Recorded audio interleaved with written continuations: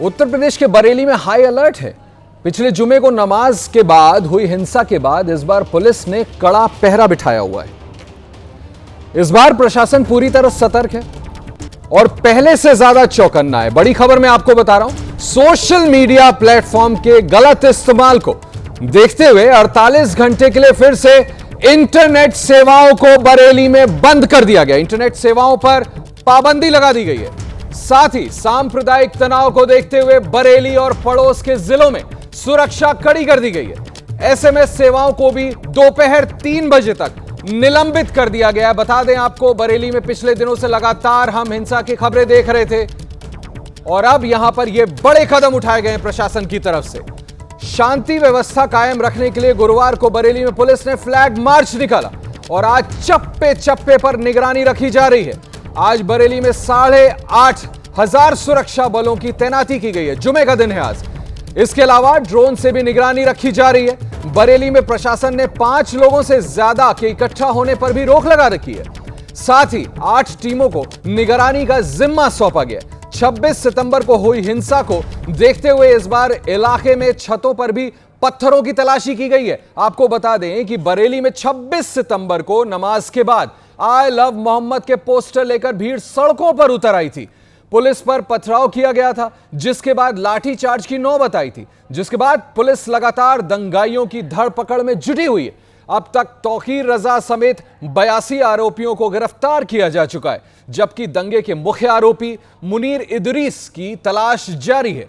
और आज फिर से एक दफा जुमा है और इस वजह से ये सारे एहतियातन कदम पुलिस प्रशासन की तरफ से उठाए गए हैं। तस्वीरें हम आपको दिखा रहे हैं लगातार, कैसे इंटरनेट पे पाबंदी लगाई गई है। दोपहर 3 बजे तक एसएमएस पर पाबंदी लगाई गई है। छतों पर पत्थरों की तफ्तीश की जा रही है कि क्या वहां पर पत्थरों को इकट्ठा करके लोग तो पहले से उपद्रव मचाने के बारे में नहीं सोच रहे।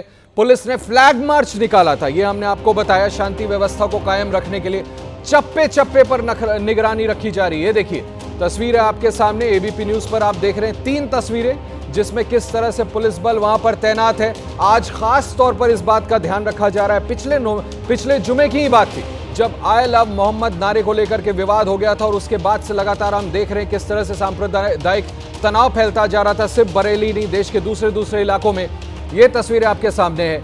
सुबह से बरेली में क्या हो रहा है चलिए आपको बताता हूं। छतों पर पत्थरों की तलाशी की जा रही है। 8 टीमें कर रही हैं निगरानी। यहां पर शहर को 4 सुपर जोन में बांट दिया गया है। 5 से ज्यादा लोगों के इकट्ठा होने पर पाबंदी लगा दी गई है। बरेली में जुमे पर हाई अलर्ट है। बरेली समेत 4 जिलों में अलर्ट, बदायूं, पीलीभीत, शाहजहांपुर में भी अलर्ट है। 4 अक्टूबर दोपहर 3 बजे तक इंटरनेट बंद। संवेदनशील इलाकों में ड्रोन से निगरानी कर रही है पुलिस और पीएसी और आरएएफ के 8,500 जवानों को तैनात किया गया है, जो आप तस्वीरों में लगातार देख रहे हैं।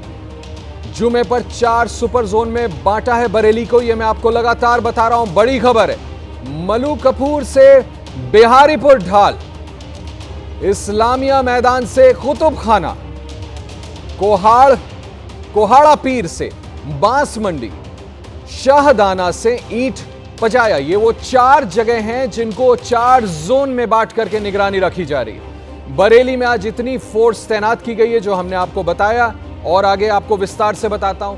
4 सुपरिटेंडेंट ऑफ पुलिस लगाए गए हैं, 19 एएसपी लगाए हैं, 29 सीओ सिटीज तैनात किए गए हैं, 180 इंस्पेक्टर्स ड्यूटी पर तैनात किए गए हैं, 550 सब इंस्पेक्टर्स निगरानी रख रहे हैं, 6,800 सिपाहियों और दीवानों का, वहां पर दीवान जो होते हैं पुलिसकर्मी, उनकी तैनाती की गई है।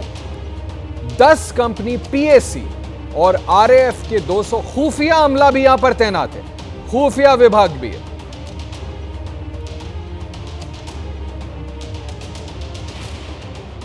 तस्वीरें आपने देखी बरेली में आज जुमे के दिन किस तरह से निगरानी रखी जा रही है। अब आपको आगे बताता हूं। एक तरफ जहां पुलिस का पहरा है, वहीं धर्मगुरु शांति की अपील भी कर रहे हैं। बरेली में मौलाना शहाबुद्दीन रजवी ने शांति से नमाज अदा करने की अपील की। कहा कि नमाज के बाद सीधे अपने घर जाएं, कहीं भी भीड़ इकट्ठा न करें। तमाम मुसलमानों से ये अपील करूंगा कि जुमे की नमाज बहुत एहतमाम से पढ़ें और नमाज़ पढ़ने के बाद में वो अपने घरों में चले जाएं। मैं तमाम लोगों से अमन शांति बनाए रखने की अपील करता हूं।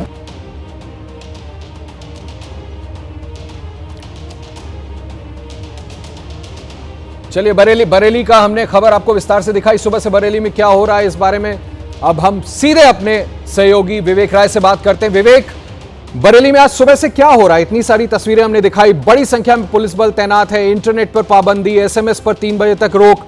आप बताएं अभी कैसे हालात काबू में किए जा रहे हैं?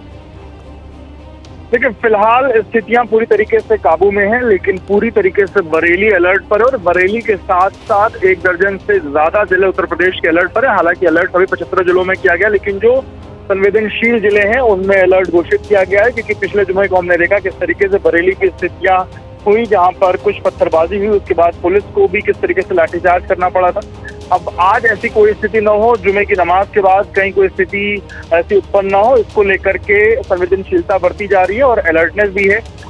पिछले हफ्ते की बात करूं तो बरेली में 4000 पुलिस फोर्स तैनात की गई थी। इस बार पुलिस फोर्स को बढ़ा करके 2 गुने से ज्यादा कर दिया, यानी कि लगभग 8,500 के करीब में जो फोर्स है वो तैनात की गई है। और एक जो बड़ी चीज LIU को जो इंटेलिजेंस को जो रिपोर्ट मिली है उसमें यह है कि हो सकता है कि जो लोग हैं वो बच्चों के साथ साथ महिलाओं के साथ जो है वो प्रदर्शन कर सकते हैं। इस तरीके की कुछ उम्मीदें हैं, जिसको लेकर के महिला पुलिस फोर्स को भी एक्टिव किया गया है। जो QRT टीमें हैं उसमें महिलाओं को भी एक्टिव किया गया है और महिलाओं ने अलग से जो है फ्लैग मार्च भी किया।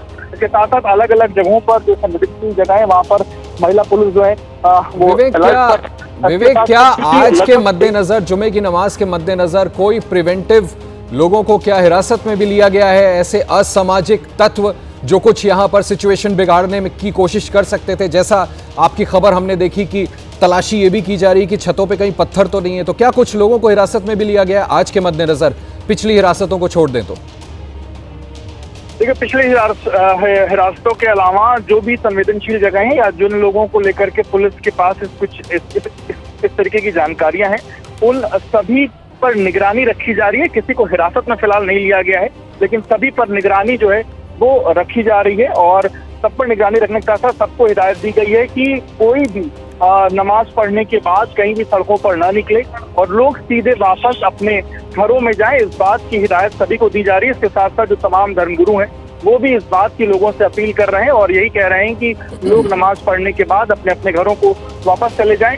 बरेली का लगभग 2 से 3 किलोमीटर के रेडियस का एरिया, जहां पर बड़ी संख्या में लगभग 1 बजे से लेकर के 4 बजे तक अलग अलग समय पर जो मस्जिदें हैं वहां पर जो नमाजें हैं वो अदा की जाती हैं। और पूरे बरेली की बात करें लगभग 2000 से अधिक यहाँ पर मस्जिदें हैं। और संवेदनशील जगहों की बात करें तो लगभग 200 से 250 ऐसी मस्जिदें हैं जहाँ पर लोग बड़ी संख्या में आते हैं, नमाज पढ़ते हैं। और उन तमाम चीजों को देखते हुए ये जो अलर्टनेस है वो की गई है। अलग अलग मस्जिदों के बाहर बड़ी संख्या में जो फोर्स है वो तैनात की गई है। और सबसे अच्छी बात की अपील है कि वो अपनी जो धार्मिक चीजें हैं, धार्मिक पूजाएं, उसको करके वापस अपने घरों को चले जाएं, किसी भी तरीके से सड़कों पर ना उतरे। पुलिस के पास इस बात को लेकर के इनपुट है कि जो एक्शन उस क्रिया की प्रतिक्रिया जो है वो देखने को मिल सकती है। इस बात को लेकर के अलर्टनेस है, क्योंकि हमने देखा कि जो पिछली बार का जो चीजें हुई, पिछले हफ्ते जो चीजें उसको देखते हुए बिल्कुल सतर्कता बढ़ती जा रही है और इसी वजह से भारी पुलिस बल तैनात है। देखिए, भारत एक गुलदस्ता है जहां सभी धर्म के लोग इकट्ठा शांति प्रिय तरीके से रहते हैं। इस तरह के वारदात नहीं होने चाहिए। ABP न्यूज़ भी आप लोगों से जरूर ये अपील करना चाहेगा सभी लोगों से कि शांति व्यवस्था बना के रखें, आपसी सौहार्द बना करके रखें, मिल के रहें और ये कोशिश करें कि किसी भी तरह की अप्रिय घटना न घटे। जवाहरलाल नेहरू यूनिवर्सिटी में रावण पर छिड़ गई रण, जिसके बाद चप्पलें भी चले, पथराव की भी खबर है और 2 गुटों के बीच नोकझोंक भी हुई। आपको बताता हूं, दरअसल दिल्ली में जवाहरलाल नेहरू यूनिवर्सिटी में रावण का दहन करने को लेकर बवाल हो गया। दशहरे की रात ABVP और लेफ्ट समर्थक आमने सामने आ गए, खूब हंगामा हुआ। तस्वीरें आपके सामने हैं हंगामे की। दोनों गुटों ने एक दूसरे पर आरोप भी लगाए और कुछ छात्रों के जख्मी होने की खबर भी है, जिसकी तस्दीक ये 2 तस्वीरें कर रही हैं। लेकिन सवाल यह है कि आखिर इस हंगामे की वजह का सच क्या है?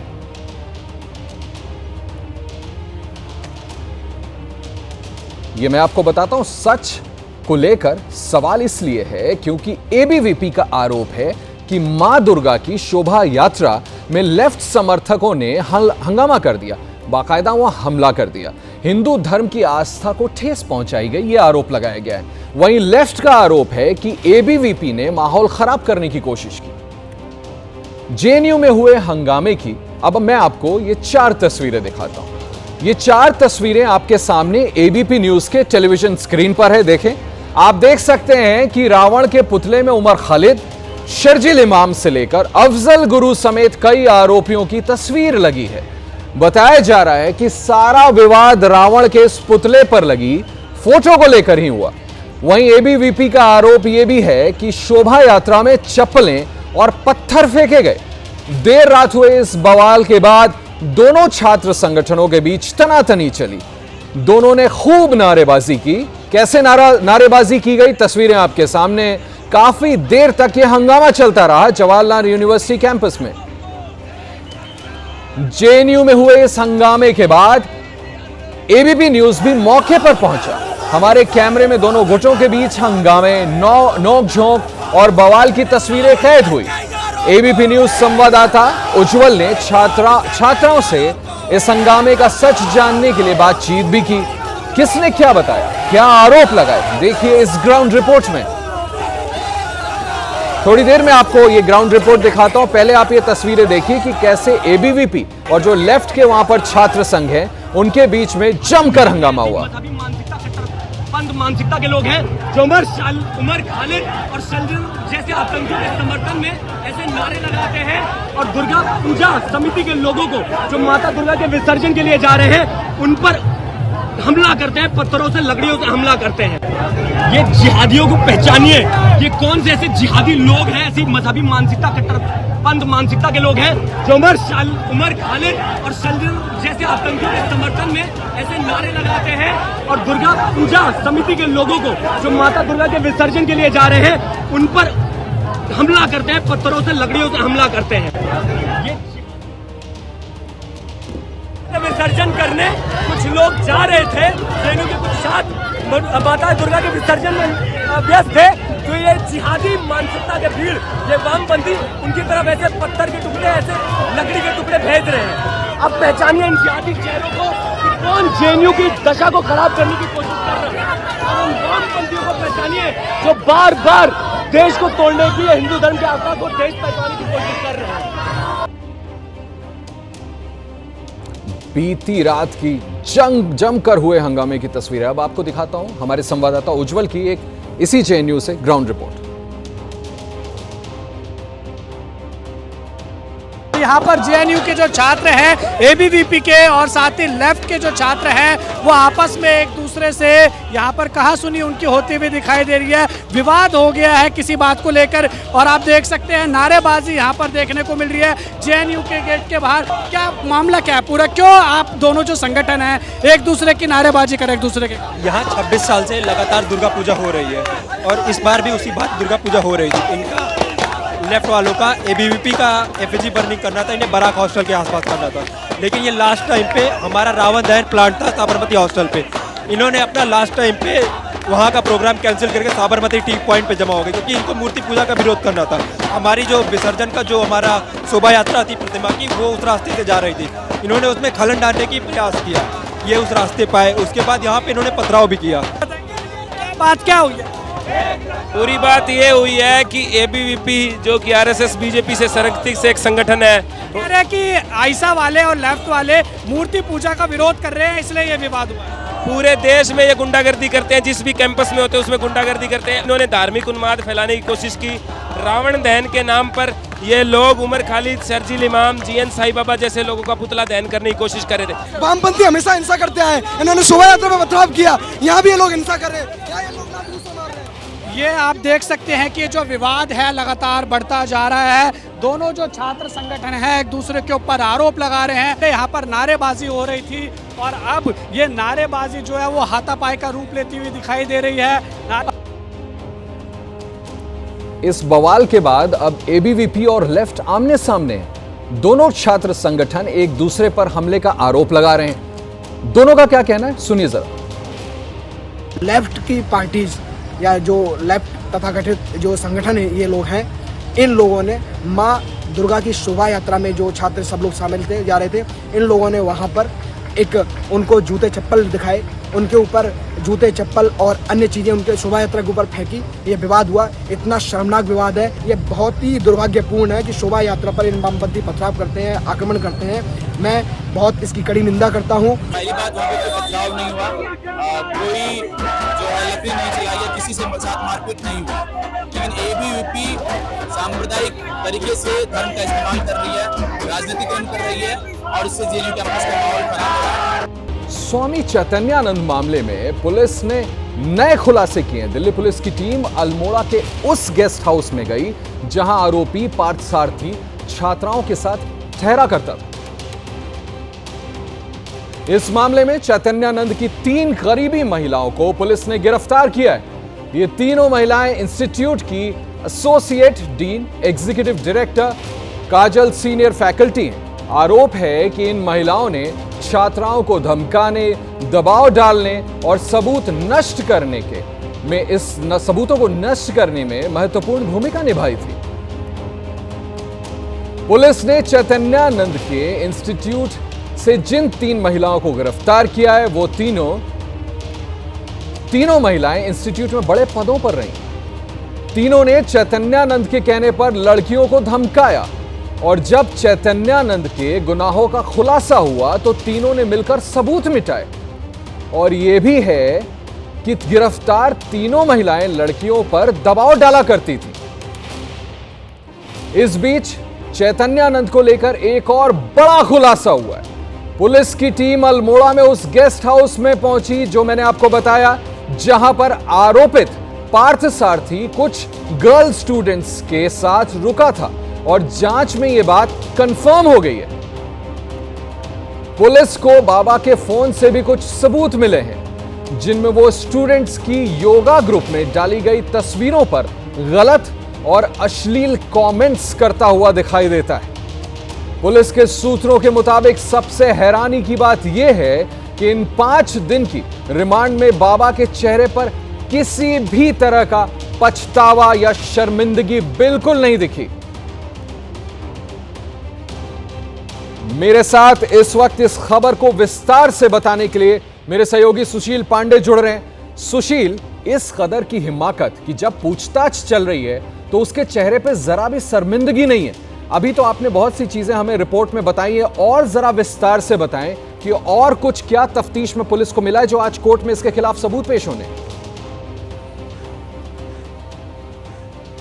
जी देखिए आशीष जी, सीधे तौर पर सबसे बड़ी बात जिसका जिक्र आप कर रहे थे कि बाबा चैतन्यानंद के चेहरे पर एक भी शिकन नहीं है, जबकि अगर सबूतों की बात करें तो दिल्ली पुलिस को अहम सबूत उसके मोबाइल से मिले हैं, जिसमें बाबा की जो हरकतें हैं वो उसके इस चैट को देखकर समझ में आती है कि किस तरह वो तमाम पीड़ित लड़कियों से अश्लील चैट करता था, और न केवल चैट करता था बल्कि उनको प्रलोभन देने के लिए ज्वेलरी, पैसे, नौकरी देने की बात करता था। सबसे बड़ी बात यह है कि बाबा अपने विदेशी नंबरों से ही चैट करता था, यह भी खुलासा किया गया है। लेकिन जो मोबाइल में फॉरेंसिक डिटेल से तमाम चीज़ें सामने निकल कर आई हैं, उससे दिल्ली पुलिस भी हैरान है कि आखिर जो बाबा अपने आप को खुद बाबा कहता था, उसके पीछे जब जांच की गई तो तस्वीर एकदम अलग निकली कि वो किस तरह महिलाओं के साथ अश्लील चैट में बात करता था, गलत लैंग्वेजेस का इस्तेमाल करता था। रिपोर्ट में ये सारी बातें आपने तफसील से बताई है। मैं आपसे जानना चाहूंगा, लोग भी जरूर जानना चाहेंगे। अभी हमने अपनी खबर दिखाई है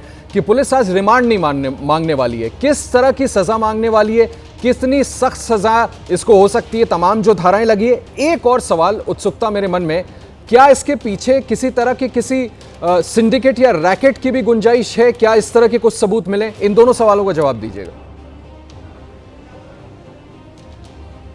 जी देखिए, दिल्ली पुलिस आज तमाम जो जांच अभी तक की गई है उसकी एक बड़ा डिटेल रिपोर्ट कोर्ट में आज दाखिल करेगी, और ये माना जा रहा है कि पुलिस चूंकि इस पूरे मामले में इन्वेस्टिगेशन लगातार कर रही है तो उम्मीद ये है कि रिमांड ना मांगी जाए पुलिस के द्वारा और बाबा को जुडिशियल कस्टडी में भेजा जाए। रही बात इस पूरे मामले में किसी बड़े सिंडिकेट का मामला, तो निश्चित रूप से जिस तरह से बाबा की तमाम तस्वीरें सामने आई हैं, बड़े लोग इस मामले में शामिल हैं। लेकिन दिल्ली पुलिस ने अभी इस चीज़ का खुलासा नहीं किया है कि जो बाबा लगातार फर्जी नंबर प्लेट का इस्तेमाल करता था, फर्जी डिप्लोमेट अपने आप को बताता था, उसके इसके पीछे कौन लोग शामिल हैं, इसका खुलासा फिलहाल दिल्ली पुलिस की तरफ से नहीं किया गया है। हालांकि इन्वेस्टिगेशन के रडार पर कई बड़े लोग हैं। नहीं, मैं ये भी जानना चाहता था कि क्या यौन उत्पीड़न, क्या इन लड़कियों के साथ जिस तरह की हरकत की जा रही थी, बाबा के अलावा और भी लोग शामिल थे क्या? एक मिनट में आपको रोकूंगा, पहले बड़ी खबर दे दूं, ब्रेकिंग न्यूज दे दूं अपने दर्शकों को। बड़ी खबर, आज चैतन्यानंद की कोर्ट में पेशी होगी। पटियाला हाउस कोर्ट में पेश करेगी दिल्ली पुलिस। सूत्रों के हवाले से खबर, रिमांड नहीं मांगेगी दिल्ली पुलिस। आज खत्म हो रही है चैतन्यानंद की कस्टडी, इस वजह से पेश किया जा रहा है। चैतन्यानंद की आज कोर्ट में पेशी होगी, जैसी खबर हम आपको बता रहे हैं। पटियाला हाउस कोर्ट में पेश करेगी दिल्ली पुलिस इस आरोपी को। सूत्रों के हवाले से बड़ी खबर, रिमांड नहीं मांगेगी दिल्ली पुलिस। जैसा मैंने आपको बताया, आज खत्म हो रही है चैतन्यानंद की कस्टडी, आज कोर्ट में पेश किया जा रहा है। चैतन्यानंद पर लगे आरोपों की कहानी बेहद शर्मनाक है। यह सोचकर हैरत होती है कि आखिर कैसे बेखौफ होकर शराफत का ढोंग करने वाला यह शख्स अपनी अश्लील लीला करता रहा। बेशर्मी के साथ अश्लीलता के खेल की नई नई चाल चल रहा था, लेकिन अब इस ढोंगी के चेहरे से शराफत का नकाब पूरी तरह से उतर चुका है और साथ ही उसके फर्जीवाड़े के खेल की दिल्ली पुलिस ने पूरी तरह से पोल खोल कर रख दी है। ये 3 तस्वीरें आपके सामने एबीपी न्यूज के टेलीविजन स्क्रीन पर है। पहले उसके पास फर्जी डिप्लोमेटिक नंबर प्लेट मिली, जिन्हें वो अपनी महंगी गाड़ियों में लगाकर चलता था। इसके साथ ही उसने यूएन और ब्रिक्स से जुड़े फर्जी विजिटिंग कार्ड्स भी बनवा रखे थे और अब उसके कमरे से प्रधानमंत्री मोदी और बराक ओबामा जैसे बड़ी शख्सियतों के साथ फर्जी फोटो सामने आई है।